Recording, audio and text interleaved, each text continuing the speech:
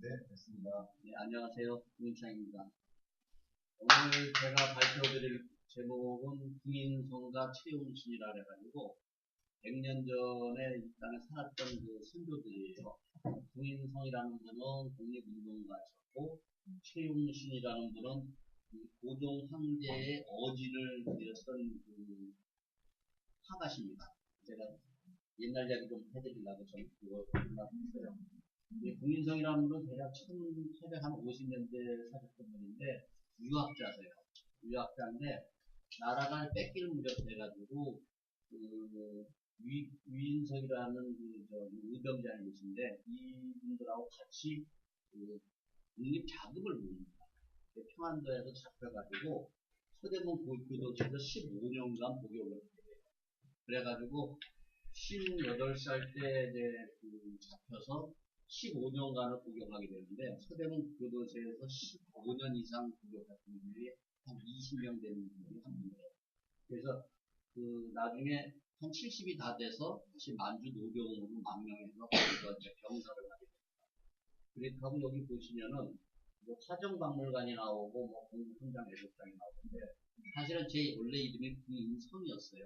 근데 인자 돌리면 한 40명이 되다 보니까 철소리 참자로 바뀌었는데 김인성이라는 분이 얼마나 대단하신 분이냐면은 이분의 초상화를 누가 그리게 되면 최용신이라는 분이 그려요. 근데 최용신이라는 분은 아버지가 무관이에요. 최용신 자체도 6m 키가 92나 되는 거장인데 삼청동에 살 때 아버지가 흥선대원군하고 아주 교분이 가깝다 보니까 흥선대원군 집에 놀러 간 거예요. 근데 아이가 거기 길거리에서 이렇게 쉽게 말하면 그림 갖고 노니까 흥선대원군께서 그러면 네 한번 내 얼굴 한번 그려봐라.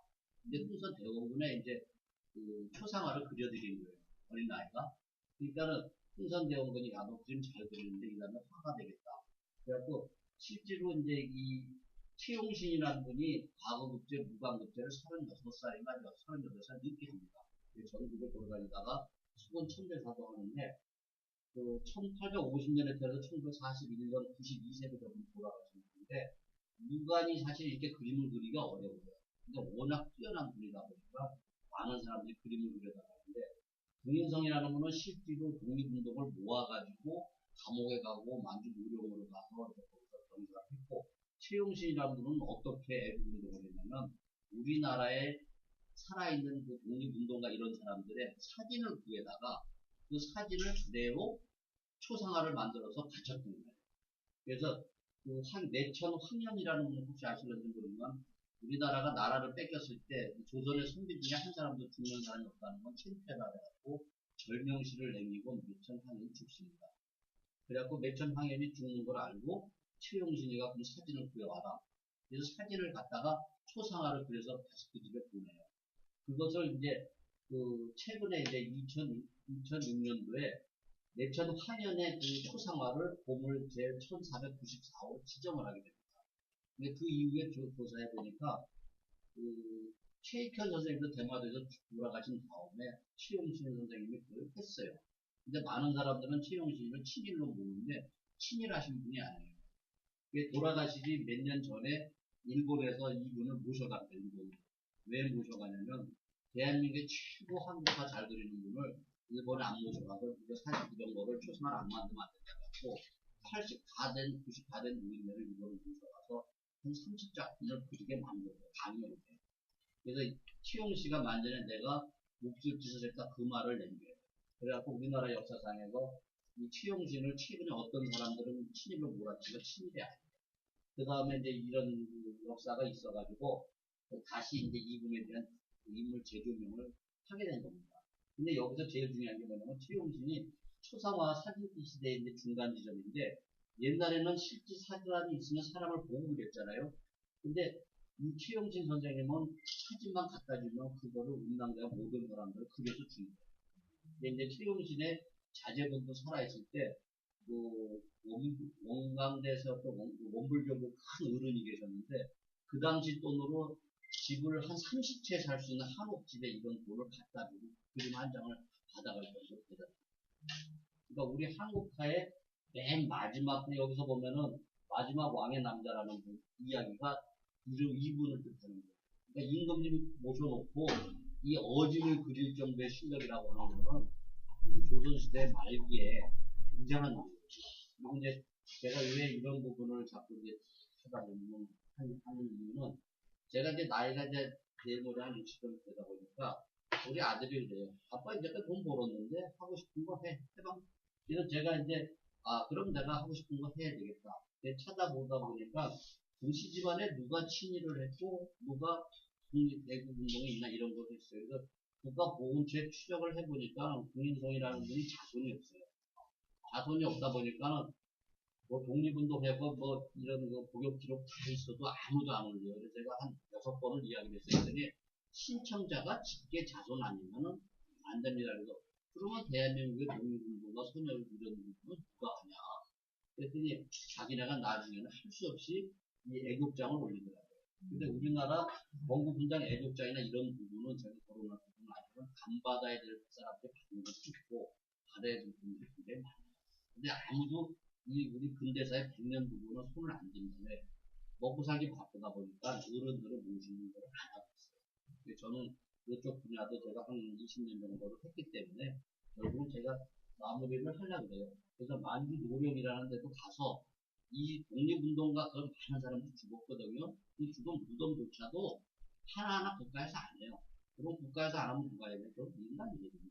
그런데 맨 마지막으로 화정박물관이 나오고 조금 줄여주시면 되는데 한광화 선생님이라고 계세요. 이게 어떤 분이냐면 이 독립운동가 국민성의 초상화가 이 화정박물관에 있어요.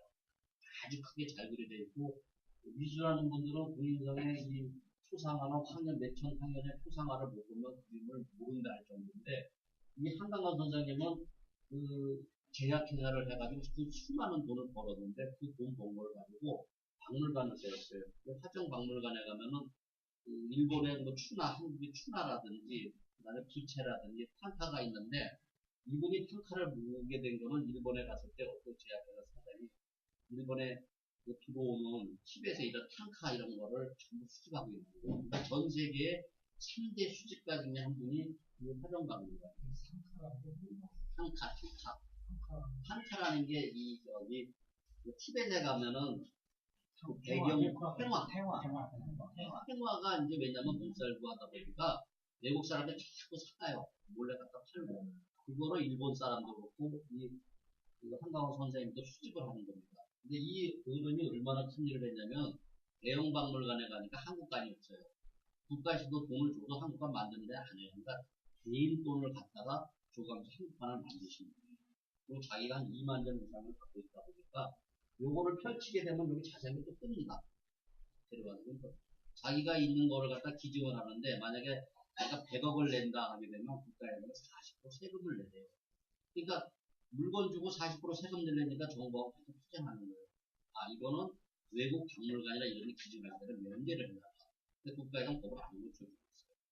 그래서 이 화정박물관에 가면은 이 국민성이라는 분의 어마어마한 초상화가 있는데 저도 이 한 점을 구하기 위해서 그렇게 애걸복걸해도 화정박물관에서는 열고 들어가면 볼 수 있는데 왜 굳이 달라느냐. 그래서 제가 필름 하나를 보는데 10년이 걸려도 못 듣고 있어요.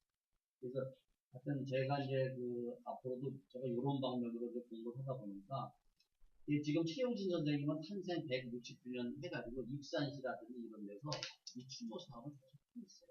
대단한 거거든요. 고맙습니다. 질문 받겠습니다.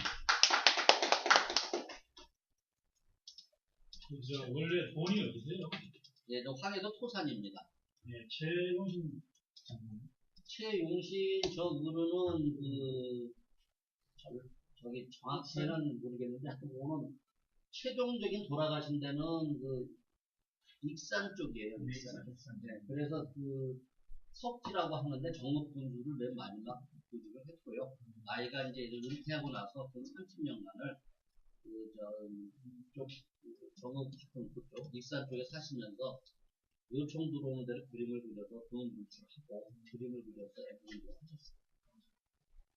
그리고 요 사진은 이제 고종황제 49세 때 그때 어진이에요. 그러니까 원래는 이 어진은 왕실에 거기에 있는 사람들만 그려요. 근데 유독 민간인이 그릴 수 있는 무관이 그린 그림이기 때문에 그래서 마지막 왕의 남자라는 그 일침을 갖게 돼요. 그리고 이제 이 한국화의 이제 핵심이 뭐냐면은 많이 그리지만 중국하고 틀리답니다. 이 선이라든지 점이라든지 그리는 방법이 있는 것도 이런 것도 한번 관심을 주셔서 한번 보시면 되겠습니다. 감사합니다. 그리고 이제 추가로 이제 더 말씀드린다면은 이 당시에 매천 황현이라는 분도 굉장한 분이거든요. 매천 황현 선생님이 절명시를 쓰고 돌아가셨을 때 조선에서 선비들이 6명이 자결을 해요. 연이어서. 그리고 이제 매천 황현의 이제 유고집을 만들 때 국내에서 찍어줄 사람이 없으니까 중국 상해 우동 보냅니다. 그래서 중국 상해에서 그걸 찍어갖고 반입을 할 때 일본 아이들이 대포를 못하게 해요.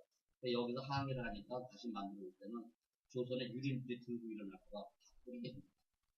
매천 황현 선생님의 절명지를 한번 찾아보면 굉장히 눈물겹고 민족문화 추진위원회에서도 지금 4권짜리 책이 이렇게 큰 걸로 다 책을 해나왔어요. 다음에 제가 시간이 나오면 그 책을 한번 갖고 있습니다.